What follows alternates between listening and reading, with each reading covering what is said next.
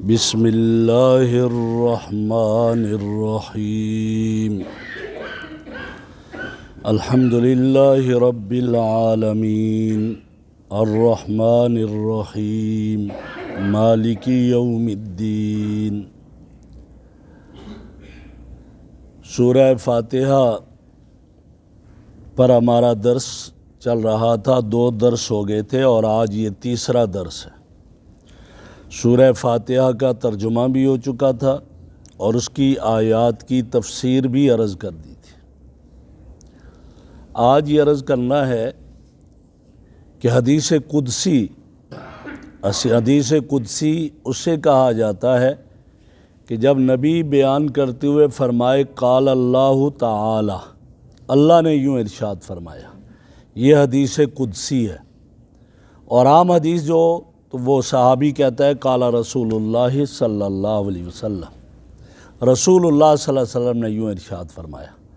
تو یہ حدیث قدسی ہے سورہ فاتحہ کے بارے میں کہ اللہ فرماتے ہیں قسمت الصلاۃ بینی و بین عبدی، میں نے نماز کو اپنے اور اپنے بندے کے درمیان تقسیم کر دیا، وَلِعَبْدِي مَا سَأَلَ، اور میرے بندے کے لیے وہ بھی ہے جو میرا بندہ مانگ لے۔ چونکہ سورہ فاتحہ کو نماز کی ہر رکعت میں پڑھا جاتا ہے، اور جب ہر رکعت میں پڑھا جاتا ہے اور اس کا نام قرآن عظیم بھی ہے، تو فرمایا کہ اللہ فرماتے ہیں میں نے نماز کو تقسیم کر دیا اپنے اور اپنے بندے کے درمیان۔ کیسے؟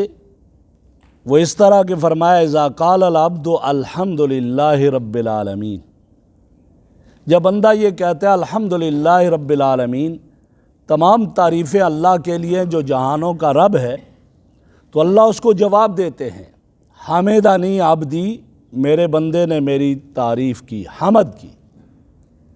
اور فرمایا جب بندہ کہتا ہے الرحمن الرحیم، تو اللہ جواب دیتے ہیں اور فرماتے ہیں اثنا علی عبدی، میرے بندے نے میری ثنا بیان کی۔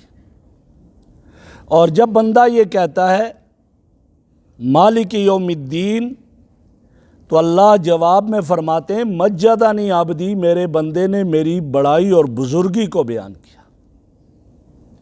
اور اب جب بندہ کہتا ہے ایاک نعبد و ایاک نستعین، تو اللہ فرماتے ہیں ھذا بینی و بین عبدی، یہ ہے میرے اور میرے بندے کے درمیان، کہ میرے بندے کو چاہیے میری ہی عبادت کرے، میرے سوا کسی کی عبادت نہ کرے، اور مجھے چاہیے کہ میں بندے کی مدد کروں، وہ مجھ سے مدد طلب کرے، میں اس کی مدد کروں۔ فرمایا یہ ہے میرے اور میرے بندے کے درمیان۔ اور آگے فرمایا وَلِعَبْدِي مَا سَأَلَ، اور جو مانگے میرے بندے کے لیے وہ ہے۔ تو اور آگے کیا مانگتا ہے اہدنا الصراط المستقیم صراط الذین انعمت علیہم، یا اللہ صراط مستقیم عطا فرما۔ تو یہ مانگتا ہے اور اللہ اسے عطا کرتے ہیں۔ اسی لیے آتا ہے کہ جب اس کو آدمی پڑھے اور توجہ سے پڑھے تو اللہ ضرور اس سے بات کریں گے۔ حدیث ہے فرمایا المصلی یناجی ربہ، نمازی اپنے رب سے سرگوشی کرتا ہے، اور یہی سرگوشی ہے اپنے رب سے، یہ کہتا ہے الحمدللہ رب العالمین، اللہ جواب میں سے بات کرتے ہوئے فرماتے حمدنی عبدی، میرے بندے نے میری تعریف کی۔ اور ایسے واقعات گزرے ہیں کہ ایک اللہ والے کسی کو پکڑ کر لے آئے مسلح پر لائے اور پڑھتے رہے، پڑھا کہو الحمدللہ رب العالمین، الحمدللہ رب العالمین کا، الرحمن الرحیم مالک یوم الدین، بار بار یہی کہہ رہے۔ پر میں آگے چلو نا، نماز کے بعد کہا کہ وہ آواز مجھے جو آ رہی تھی اس میں ایسی لذت تھی کہ میں آگے جانے کو دل نہیں کرتا تھا۔ جب نماز ہو ایسی تو پھر ایسا ہی ہوتا ہے۔ تو یہ میرے بھائیو یہ سورہ فاتحہ ہے، اور مفسرین کرام نے یا اس کے لیے بڑی عجیب ایک اور بات لکھی تشریح میں، فرماتے ہیں کہ سورہ فاتحہ کی مثال اس طرح ہے کَمِرَاتٍ صَغِیرَةٍ تُرِیکَ شَیْئًا عَظِیمًا، آپ دیکھتے ہیں ایک چھوٹا سا شیشہ اور آئینہ ہوتا ہے، اس میں بہت بڑی چیزیں نظر آنے لگ جاتی ہیں۔ فرمایا سورہ فاتحہ یہ بھی اسی طرح ہے کہ ایک مختصر سی صورت ہے، لیکن قرآن کریم کے تمام بڑے بڑے مضامین کی جھلک اس میں پائی جاتی ہے، تمام مضامین کی جھلک۔ اور اگر غور کیا جائے، دیکھا جائے، تو یہاں یہ کہا گیا کہ اس صورت میں اللہ رب العزت کی ربوبیت کی 5 صفات کو بیان کیا ہے، اور انسان کی عبودیت کی 5 صفات کو بیان کیا ہے۔ انسان عابد ہے، عبادت کرنے والا، اللہ رب ہے، اللہ کی بھی 5 صفات ہیں، اس کی ربوبیت کی، اور انسان کی عبودیت عبادت کرنے کی بھی 5 صفات ہیں۔ وہ کس طرح؟ فرمایا پہلی صفت اللہ رب العزت کی اسم ذات، اللہ کا نام، لفظ اللہ، المستجمع لجمیع صفاتی و کمالی، وہ اللہ کا لفظ ایسا ہے کہ جو انسان کے دل میں اثر کر لیتا ہے، اللہ کا لفظ ایسا ہے۔ تو اللہ کی نام ذکر کیا گیا، سب سے پہلے اللہ کی یہ صفت بیان ہوئی۔ دوسری صفت رب العالمین، ربوبیت کی یہ صفت بیان کی کہ اللہ پرورش کرنے والا ہے۔ رب کہا گیا یعنی پرورش کر کے کسی چیز کو اس کے کمال کی حد تک پہنچانا۔ خود انسان دیکھیں، اس کی پرورش اللہ رب العزت نے کی، اور باقی چیزوں کو آپ دیکھیں، ہر چیز کا ارتقاء اسی صفت کی مرہون منت ہے کہ اللہ رب العزت اس کی حفاظت کرتے ہیں اور اس کی پرورش کرتے ہیں اور اس کو کہاں سے کہاں تک پہنچا دیتے ہیں۔ درختوں کو دیکھ لیجئے، آندھیاں آتی ہیں، سب کچھ ہوتا ہے، اور اللہ جس کی حفاظت کرتے ہیں وہ اوپر تک چلے جاتے ہیں، اور جن کی حفاظت نہ کرے وہ سارے کے سارے وہیں تباہ ہو جاتے ہیں۔ تو اللہ رب العزت کی صفت کی مرہون منت ہے ہر چیز۔ تیسری صفت الرحمن، یعنی اللہ رب العزت کی مہربانی ہر ایک کو شامل رہتی ہے، ہر حال میں ہر ایک کو شامل حال رہتی ہے، چاہے وہ اللہ پر ایمان لائے یا اللہ پر ایمان نہ لائے۔ بلکہ اللہ کی ذات ایسی ذات ہے کہ دنیا میں اپنے ماننے والوں کو بھوکا رکھ لیتا ہے اور دشمنوں کو بہت کچھ دے دیتا ہے۔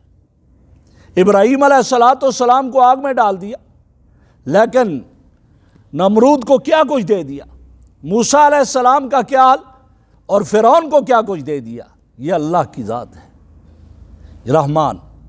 اور چوتھی صفت فرمایا رحیم، یہ خاص مہربانی ہے۔ میں نے پہلے بھی عرض کیا تھا کہ آخرت میں یہ مہربانی صرف فرمانبرداروں کے ساتھ ہوگی، نافرمانوں کے ساتھ یہ مہربانی نہیں ہوگی۔ فرمانبرداروں کے ساتھ کیا ہوگا؟ کہا جائے گا وَلَكُمْ فِيهَا مَا تَشْتَهِي أَنفُسُكُمْ وَلَكُمْ فِيهَا مَا تَدَّعُونَ، آج جو چاہو تم کو ہو، تمہاری چاہت کو پورا کر دیا جائے گا۔ اب ایمان والے کی چاہت ہوگی میں پھل کھاؤں، پھل ٹوٹ کر آ کر اس کے منہ میں چلا جائے گا، اس کی جگہ دوسرا پھل لگ جائے گا، لیکن یہ غیر مسلموں کے ساتھ نہیں ہوگا، کافروں کے ساتھ یہ نہیں ہوگا۔ تو رحیم گویا کہ آخرت میں یہ خاص مہربانی ہے جو اللہ کے فرما برداروں کو نصیب ہوگی۔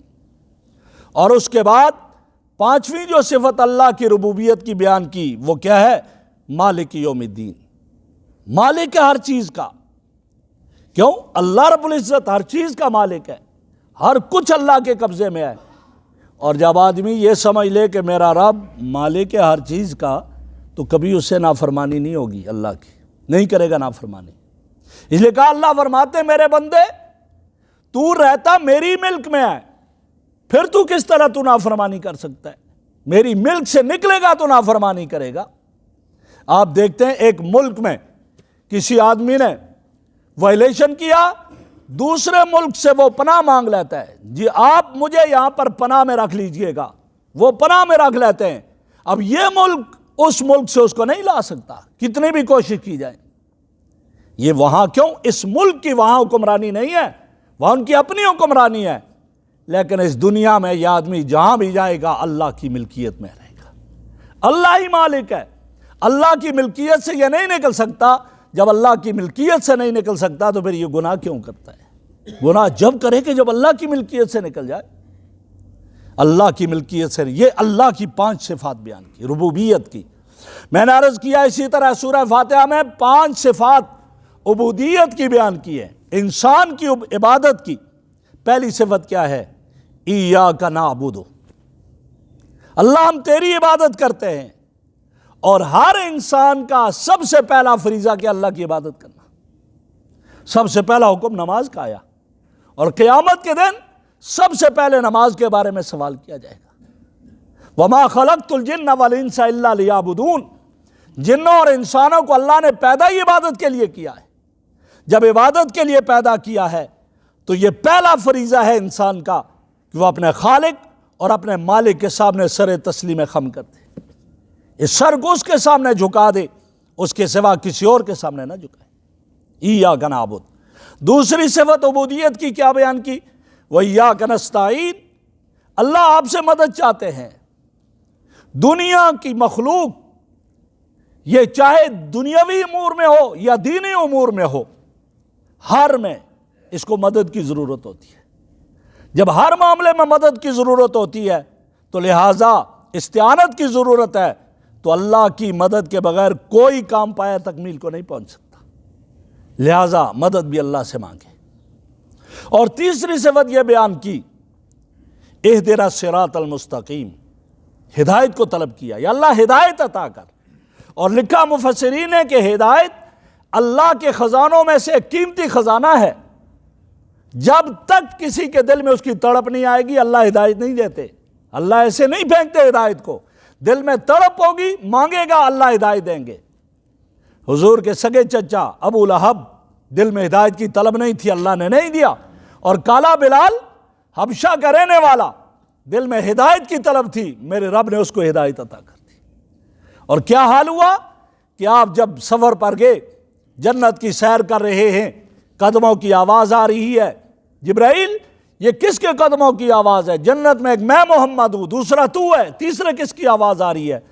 تو جواب میں جبرائیل امین عرض کرتے ہیں، یا رسول اللہ یہ آپ کا کالا بلال ہے جو مکہ کی زمین پہ چلتا ہے، قدموں کی آواز جنت میں آتی ہے۔ ہدایت ہو تو پھر اس طرح ہوتی ہے، قدموں کی آواز جنت میں آتی ہے، اور ہدایت کی طلب نہ ہو پھر تباہی کا مرکز بن جاتا ہے۔ تبت یدا ابی لہب وتب، ابو لہب تباہ و برباد ہو جائے، اور وہ تباہ و برباد ہو گیا۔ ہدایت کی طلب یہ ایمان والوں کی، انسانیت کی یہ ایک صفت ہے، صفت عبودیت۔ اور چوتھی صفت وہ ہے طلب استعانت، اللہ سے مدد بھی طلب کرے۔ ورنہ ایک آدمی بہت کچھ کر رہا ہے اور اگر اللہ سے مدد طلب نہیں کرتا تو وہ کہیں بھی اس کو نقصان ہو سکتا ہے، خسارہ ہو سکتا ہے۔ اللہ سے مدد طلب کرے۔ اور پانچواں یہ ہے کہ نعمت کو طلب کرنا اور اللہ کے غضب اور اللہ کی ناراضگی سے بچنا۔ وہ کیا ہے؟ صراط الذین انعمت علیہم غیر المغضوب علیہم ولا الضالین، کہ اللہ رب العزت سے طلب کر رہا ہے، اللہ یہ نعمت مجھے عطا کر، ایمان کی نعمت، اور اپنے غضب سے مجھے بچا دے، گمراہ لوگوں کے ساتھ نہ ہونے دینا، اور ان لوگوں کے ساتھ نہ ہونے دینا جن پر تیرا غضب آیا ہو، جو گمراہ ہوئے ان کے ساتھ۔ یہ 5 صفات انسانیت کی ہیں، عبودیت کی ہیں۔ تو یہاں قرآن کریم کی سورہ فاتحہ میں یہ 5 صفات اللہ کی ربوبیت کی بیان کی، 5 صفات انسان کی عبودیت کی بیان کی، اور اشارہ کر دیا کہ بس آگے قرآن کریم میں یہی سب کچھ ہے، یہ پورے قرآن کا خلاصہ ہے۔ اللہ رب العزت ہمیں قرآن کریم کے مطابق زندگی بسر کرنے والا بنا دے۔